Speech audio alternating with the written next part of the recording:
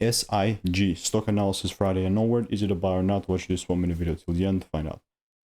Signet Jewellers Limited stock, or just Signet Jewellers stock.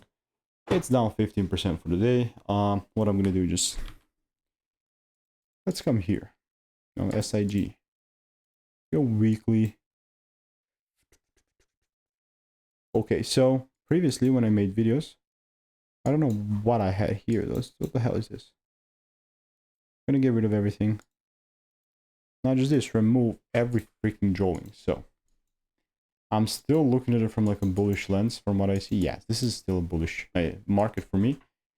So how am I taking advantage of it? No, it's pretty simple. So with SIG, obviously I'll continue. Very simply put, let's go through here, this chart. Honestly, man, like I do see like some demand zones there, and all I want to see is like a double break here. And only then I'll take advantage of it. If not, I mean, so screw it, you know. Wouldn't force anything. So all I'm doing is just using my strategy that's previously given me thousands of wins. If you want to learn it for free, check out the first link in the description.